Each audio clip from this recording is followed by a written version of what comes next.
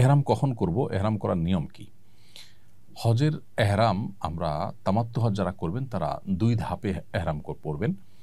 আর কেরান এবং হজে ইফরাদ যারা করবেন তারা ১ ধাপে হজের এহরাম পরিধান করবেন। ৩ প্রকার হাজি অর্থাৎ ইফরাদ, তামাত্তু, কেরান যে প্রকারই হজ করেন না কেন আপনাকে মিকাত থেকে এহরাম বাঁধতে হবে হজের নিয়তে। আপনি যদি বাহির থেকে যান সেক্ষেত্রে মিকাত থেকে আপনি হজের নিয়তে আপনাকে এহরাম বাঁধতে হবে। এই যে মিকাত থেকে হজের এহরাম বাঁধবো, আমরা যারা বিমানে যাই আমরা সেই সুযোগ থেকে বঞ্চিত হই, কারণ বিমান আসলে মিকাতের ওখানে ল্যান্ড করে না, মিকাতের উপর দিয়ে চলে যায়।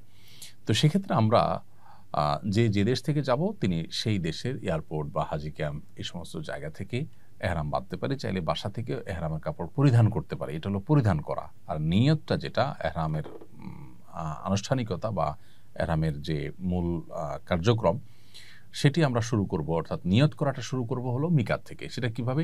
বিমান যখন মিকাতের কাছাকাছি যাবে তখন আমাদেরকে পাইলট ঘোষণা দিবেন যে আমরা মিকাত ক্রস করতে যাচ্ছি, তখন আমরা নিয়ত করে নেব যে আমরা হজ করতে যাচ্ছি। যদি এমন কোনো দেশ থেকে আসেন যেখানে আসলে হজ যাত্রী ওই ফ্লাইটে খুবই কম, আপনাকে হয়তো বলা হবে না, সেক্ষেত্রে আপনি নিশ্চয়ই তাদের কাছ থেকে জানতে পারবেন যে আপনি সৌদি আরবের বর্ডারে ঢুকেছেন, কোন জায়গায় আছেন, ম্যাপ দেখার সুযোগ থাকে, আজকাল জানার সুযোগ থাকে, বিধায় আপনি মিকাতের কাছাকাছি গিয়ে নিয়ত করবেন। এ হলো আমাদের এহরাম শুরু হওয়া।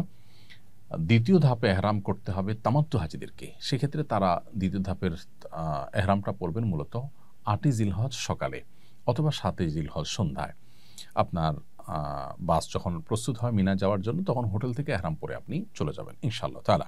তাহলে এহরামের পোশাকটা আমরা পরিধান হয়তো দেশ থেকে করব, কিন্তু নিয়তটা করব আমরা মিকাত থেকে বা মিকাতের কাছাকাছি জায়গায় গিয়ে, এবং যখন নিয়ত করব তখন থেকেই কিন্তু আমাদের তালবিয়া পাঠ শুরু হবে। আর এহরামের নিয়ম হলো আমরা সেলাইবিহীন শুভ্র সাদা কাপড় পরলে সেটা উত্তম। অন্য কোনো কালারের যদি পোশাক পরেন সেটাও আপনার এহরামের জন্য যথেষ্ট হয়ে যাবে যদি সেলাই করা না হয়।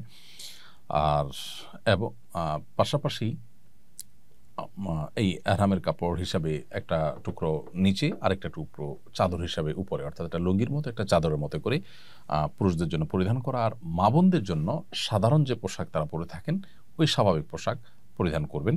এটাই হলো তাদের এহরামের কাপড়। তো এহরামের নিয়ম হলো যে আমরা মিকাতে গিয়ে না নামার সুযোগ না থাকে তাহলে তার আগে থেকে আমরা উত্তম রূপে মাথা থেকে পা পর্যন্ত পুরো শরীরকে ফ্রেশ করে নখ, অবাঞ্ছিত লোম ইত্যাদি কেটে উত্তম রূপে গোসল করে তারপর আমরা এহরামের কাপড় পরিধান করব। ২ রাকাত নামাজ পড়ব, নামাজের কোনো ফরজ ওয়াক্ত হলে ফরজ নামাজ পড়ব, না হলে ২ রাকাত নামাজ পড়ে আমরা এহরামের কাপড় পরে ফেলব। এরপর মিকাতের কাছাকাছি গিয়ে লাব্বাইকা হাজ্জান বা লাব্বাইকা উমরাতান আপনি যেটা করছেন সেটা নিয়ত করে তারপর থেকে তালবিয়া শুরু করবেন। তাহলে এ হলো এহরাম আমরা কখন করব এবং এহরামের নিয়ম কি সে সম্পর্কে বিস্তারিত।